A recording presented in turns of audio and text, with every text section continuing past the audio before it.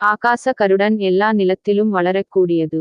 வறட்சியை தாங்கி வளரும். காடுகளிலும் மலைகளிலும் அதிகம் காணப்படும். ஆகாச கருடன் கிழங்கு பூமிக்கடியில் இருந்து தோண்டி எடுத்த பின்னும் ஒரு கயிற்றில் தொங்க விட்டால் அது காற்றையும் வெளிச்சத்தையும் எடுத்துக்கொண்டு மண் நீர் தேவையில்லாமல் கொடியாக இலையுடன் வளர்ந்து வரக்கூடியது.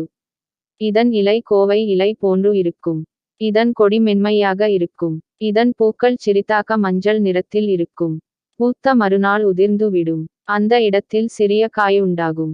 அது பழுத்துச் சிவப்பாக இருக்கும், பின் காய்ந்து கீழே விழுந்து விடும். விதை மூலமும் கிழங்கு மூலமும் இன விருத்தியுண்டாகும். கிழங்கு வகைகளில் ஆகாச கருடன் கிழங்கு சற்று வித்தியாசமானது. இக்கிழங்கு கசப்புச் சுவை உடையது.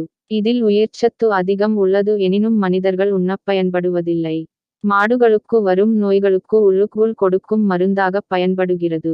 இக்கிழங்கை கண்திருஷ்டி தோஷம் நீங்க பயன்படுத்துவர். இக்கிழங்கினை வீடு மற்றும் கடை வாசல்களில் கட்டித் தொங்கவிடுவர். இது முளைவிட்டு வளரும். அப்படி வளர்ந்தால் நல்லது, இல்லையெனில் கெடுதல் என்று நம்புகின்றனர். நீர் இல்லாமலேயே இக்கிழங்கு முளைவிட்டு வளரும். மருத்துவப் பயன்கள்: பாம்பு கடித்தவுடன் ஆகாசகருடன் கிழங்கில் எலுமிச்சம் பழம் அளவு நறுக்கி வெறும் வாயில் தின்னும்படி செய்ய வேண்டும். சில நிமிடங்களில் வாந்தியும் பேதியும் இருக்கும். விஷம் முறிந்து நோயாளி குணமடைவான். விஷம் முறிந்து உயிர் பிழைத்த பின் அவனை 24 மணி நேரம் வரை தூங்கவிடக்கூடாது. பசிக்கு அரிசியை குழைய வேக வைத்து கஞ்சியாக கொடுக்க வேண்டும்.